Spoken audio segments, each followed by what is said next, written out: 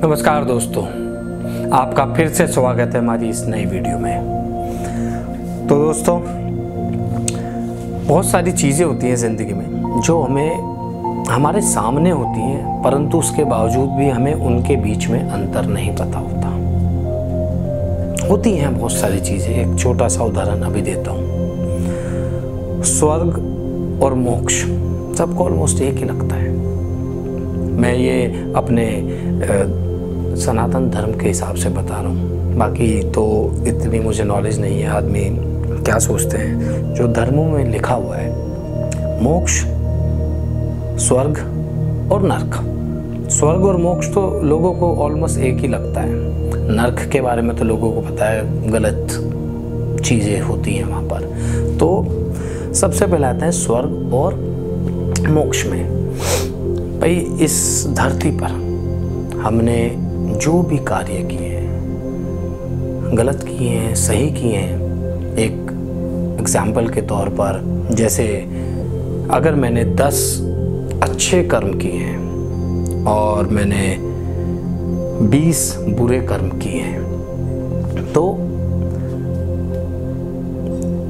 20 में से 10 मेरे अच्छे कर्म आप डिलीट कर लीजिए। तो स्वर्ग में जाने की अपॉर्चुनिटी तो मैंने खो दी। अब जो बचे हुए 10 हैं, क्योंकि वो 10 किस चीज़ के बचे हैं? बुरे कर्म बचे हैं। 20 बुरे में से 10 अच्छे कर्म डिलीट कर दिए, बचे 10 बुरे कर्म। सो वो 10 बुरे कर्मों के लिए मुझे नरक में रहना होगा। और जब मैं वो नरक की वो 10 बुरे कर्मों का जो भी जितने भी समय तक मुझे रहना होगा, उसके बाद दोबारा मैं किसी और देह में दोबारा से एंटर करूँगा और नया जन्म लूँगा। किसी भी रूप में आ सकता हूँ, कीड़ा मकोड़ा या कोई भी इंसेक्ट, कुछ भी, इवन मतलब कुछ भी बन सकता हूँ। जो भी 84 लाख योनि है, उनमें से कोई भी एक योनि में मैं आ सकता हूँ। अब आती है स्वर्ग कैसे जाते हैं। अब आपके 20 अच्छे कर्म हैं और 10 बुरे कर्म हैं। तो 10 बुरे कर्मों में से आपके 20 अच्छे कर्मों में से 10 आपके बुरे कर्म डिलीट हो गए। बचे अब आपके 10 अच्छे कर्म। तो अच्छे कर्म होंगे तो ऑब्वियसली आप कहाँ जाओगे? स्वर्ग में। तो आप वो 10 अच्छे कर्मों के लिए जितने भी समय तक स्वर्ग में आपको परमिशन मिले आप रहोगे। देन उसके बाद जब आप सारे अच्छे भोग विलास सब कुछ आप अच्छे से रह कर आ जाओगे, अच्छी लाइफ बिताकर स्वर्ग में आ जाओगे, तो दोबारा से आप किसी जीव में के रूप में आप पृथ्वी पर आओगे, जन्म लोगे। तो ये तो हो गया हमारा स्वर्ग और नरक का लेखा जोखा। ये जो एक प्रोसेस है हो गया। अब आते हैं मोक्ष।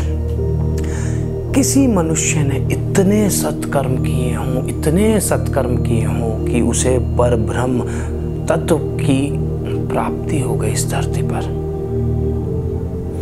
वो परमात्मा हर तरह के उसने यज्ञ कर लिए, कर्मों से रिलेटेड यज्ञ कर चुका है। वो एक प्रॉपर जो हम यज्ञ करते हैं देवताओं को, भगवानों को याद करके, वो उसने कर लिया हो।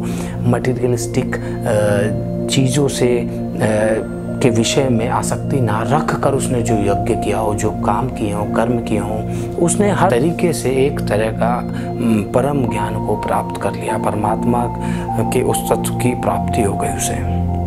तो वो सीधा मनुष्य मोक्ष को प्राप्त होगा। अब मोक्ष प्राप्ति में होता क्या है? वो जन्म और मरण के इस साइकिल से उसका पीछा छूट जाएगा। ना वो स्वर्ग में जाएगा, ना वो नरक में जाएगा, ना वो पृथ्वी पर दोबारा जन्म लेगा, क्योंकि परमात्मा से ही हम सब लोग आए हैं। तो एंड में जाकर परमात्मा कहते हैं ना, भगवान मोक्ष की प्राप्ति दे दे, ये सब दोबारा जन्म लेना, मरना, इन सब चीज़ों से मुक्ति मिल जाएगी। वो सीधा परमात्मा में विलीन हो जाएगा। तो ये होती है मोक्ष की डेफिनेशन। तो आप अब समझ गए होंगे स्वर्ग में कैसे जाते हैं, नरक में जाते किस तरह हैं, और मोक्ष की प्राप्ति कैसे होती है। बहुत मुश्किल है, ये बड़े बड़े ज्ञानी महापुरुषों को प्राप्त होता है। तो हम तो एक बहुत छोटी छोटी अच्छी चीज़ें कर रहे हैं, हो सकता है थोड़ा ज़्यादा स्वर्ग मिल जाए, कम नरक मिलेगा ज़रूर, क्योंकि गलतियाँ मैंने भी की हैं, आपने भी की हैं, सब ने की हैं। तो कोशिश करिए, अच्छे कर्म कीजिए, और हो सकता है किसी को भी परम ज्ञान की प्राप्ति हो सकती है, परम तत्व की प्राप्ति हो सकती है। तो आज के लिए इतना। अब बढ़ते हैं श्लोकों के उच्चारण की ओर। तो बढ़ते हैं श्लोक नंबर 33 की ओर। श्रेयान द्रव्यम याज्ञ ज्ञान यज्ञ परंतप सर्वम कर्माखिलम पार्थ ज्ञाने परिसमाप्यते। इसका भावार्थ ये है, कृष्ण कहते हैं अर्जुन से कि हे परंतप अर्जुन, द्रव्य में यज्ञ की अपेक्षा ज्ञान यज्ञ अत्यंत श्रेष्ठ है तथा संपूर्ण कर्म ज्ञान में जाकर समाप्त हो जाते हैं। अब इसका तात्पर्य आपको समझाता हूँ। श्री कृष्ण जी अर्जुन से कह रहे हैं कि जो द्रव्य में यज्ञ है, मतलब कि यहाँ यज्ञ में आप कंफ्यूज मत होना। जो भी आदमी कर्म, एक तो पूजा पाठ वाला यज्ञ होता है, हम भगवान को याद करते हैं, अग्नि में आहुति देते हैं, एक वो यज्ञ है। एक सारी क्रियाओं को जो हम दिल से करते हैं बिना किसी आसक्त हुए, वो मटेरियलिस्टिक भी हो सकता है, वो कर्मों से रिलेटेड भी हो सकता है। तो यहाँ यज्ञ को ऐसे संबोधित किया जा रहा है। तो कहते हैं कृष्ण जी कि जो मटेरियलिस्टिक यज्ञ है ना, उसके मुकाबले ज्ञान का यज्ञ ज़्यादा श्रेष्ठ है। ऑब्वियसली बात है, जो आदमी मटेरियलिस्टिक चीज़ों को छोड़ के, एक तो होता है कि मुझे गाड़ी नहीं चाहिए, मुझे पैसा नहीं चाहिए, या मुझे किसी चीज़ का लोभ लालच नहीं है। एक उससे अलग होता है कि अपने ज्ञान में वृद्धि कर रहा, परम ज्ञान प्राप्त हो जाना, परमात्मा को जानने वाले जो ज्ञान होता है ना, वो ज़्यादा श्रेष्ठ है, जबकि द्रव्य में यज्ञ की अपेक्षा। तो एंड में होता क्या है, आपने सारी चीज़ें छोड़ दी, द्रव्य में से रिलेटेड चीज़ें आपने त्याग दी, सुख दुख सब आपने त्याग दिया, सब इंद्रियों के विषय में आसक्ति छोड़ दी। एंड में क्या होता है, एंड में आपको उसी परम ज्ञान की प्राप्ति होती है ना, परमात्मा में लीन होते हो। तो ऑब्वियसली बात है, जो चीज़ आप पहले ही प्राप्त कर लोगे, आप मटेरियलिस्टिक चीज़ों से को त्याग करके एंड में आप यहीं पे तो पहुंचोगे, ज्ञान के यज्ञ की तरफ। तो ऑलरेडी आपको अगर वो यज्ञ पहले ही आपने वो प्राप्त कर लिया, तो वो पहले से श्रेष्ठ है। तो यहाँ पर बस ये छोटा सा एक कंपैरिजन दिखा रहे हैं। तो बढ़ते हैं दोस्तों श्लोक नंबर 34 की ओर। तद्विद्धि प्रणिपातेन परिप्रश्नेन सेव्या उपदेक्ष्यन्ति ते ज्ञानम ज्ञानीन तत्व दर्शन। इसका भावार्थ क्या है कि कृष्ण जी अर्जुन से कह रहे हैं कि तू उन ज्ञान के तत्वों को ज्ञानियों के पास जाकर समझ और भली भांति उनको दंडवत प्रणाम कर।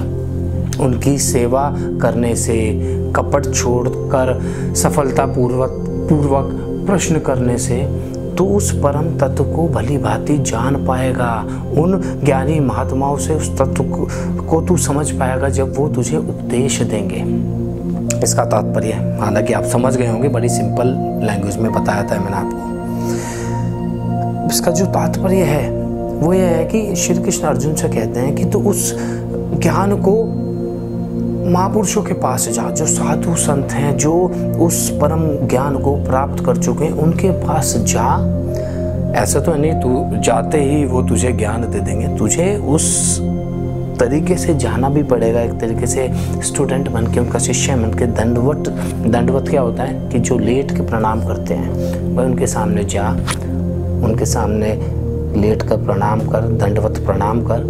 वो तुझे उपदेश देंगे ज्ञानों का। जब वो तुझे ज्ञान का उपदेश देंगे, दिल से देंगे, मन से देंगे, और जब तुझे वो ज्ञान का उपदेश मिलेगा तभी तो तू उस परम तत्व को जान पाएगा, तभी तो परमात्मा के जो असली तत्व को जान पाएगा। तो बढ़ते हैं श्लोक नंबर 35 की ओर। यज्ञ ज्ञात्वा न पुनः मौर्य मेवम यास्यसि पांडव येन भूतान्य शेषेण दुरक्षय स्यात् अन्यथो मयि। इसका भावार्थ ये है, श्री कृष्ण अर्जुन से कह रहे हैं कि तू जिस तत्व को जानकर, जिस तत्व कौन सा, इससे पहले वाले श्लोक में परमात्मा तत्व की बात करी थी। तो श्री कृष्ण कह रहे हैं जब तू इस परमात्मा के तत्व को जान लेगा तो सभी मोह माया से मुक्त हो जाएगा, किसी तरह की मोह माया नहीं रहेगी। और जितने भी समस्त भूत या भूतों मतलब जितने भी संपूर्ण प्राणी हैं, संपूर्ण जीव हैं, उन सब के को लेकर तू एक न्यूट्रल भाव का हो जाएगा। कोई आसक्ति नहीं रहेगी किसी के प्रति, प्यार मोहब्बत या लगाव मोह माया किसी के प्रति नहीं रहेगी। तू सबको एक निशेष भाव से देखेगा, न्यूट्रल भाव से। सबके अंदर तू मुझे देखेगा, मुझे किसको? एक परमात्मा के तत्व को देखेगा। तो सबके अंदर क्या देखेगा? जब उसे सारी इस परमात्मा के तत्व की प्राप्ति हो जाएगी तो भगवान ही देखेगा सबके अंदर। परम तत्व एक ही है, सबके अंदर वो ही पाएगा तू। तो बढ़ते हैं श्लोक नंबर 36 की ओर। अपि चेदसि पापेभ्य सर्वेभ्य पापकृतम सर्वे ज्ञान पल्वे नव वर्जिनम संत ऋष्यसि। इसका भावार्थ ये है, कृष्ण कहते हैं यदि तू सब पापियों से भी अधिक पाप करने वाला है तो तू उसके बावजूद भी ज्ञान रूपी नौका द्वारा निसंदेह ही पाप और पुण्य के समुद्र को भली भांति पार करता हुआ तर जाएगा।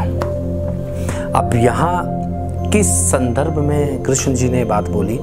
उन्होंने कहा है यदि तूने ये परम तत्व का ज्ञान प्राप्त कर लिया अपने कर्म करते हुए, कर्म गलत भी हो सकते हैं, सही भी हो सकते हैं, बहुत चीज़ें होती हैं, आदमी करता रहता है, परंतु उस प्रोसेस को सही गलत को करते हुए भी तूने एंड में अगर परम ज्ञान को प्राप्त कर लिया तो तू उसके कितने ही तूने उसके पाप किए हों, अगर तूने एंड में परम ज्ञान को प्राप्त कर लिया तो तू इस पाप पुण्य के भवसागर को पार कर जाएगा। इस तरह की कोई भी लाइफ में तेरे को टेंशन नहीं होगी। तो सिंपल सा तात्पर्य यही था कि एक बार परम तत्व का ज्ञान मिल गया, परम तत्व को प्राप्त कर लिया, और उस परम तत्व के ज्ञान को प्राप्त करने की जो प्रोसेस है, बहुत सारी उलझनें होती हैं, आदमी गलत भी करता है, सही भी करता है, परंतु एंड में अगर उसने सुपीरियर चीज़ हासिल कर ली, सुपीरियर ज्ञान हासिल कर लिया, तो तूने कितने भी पाप किए अर्जुन, एंड में तू इस पाप पुण्य के समुद्र को, सागर को पार करता हुआ भली भांति तर जाएगा। तो दोस्तों आज के लिए इतना ही, मिलेंगे अगली वीडियो में आगे के श्लोकों के साथ। तब तक के लिए राधे राधे।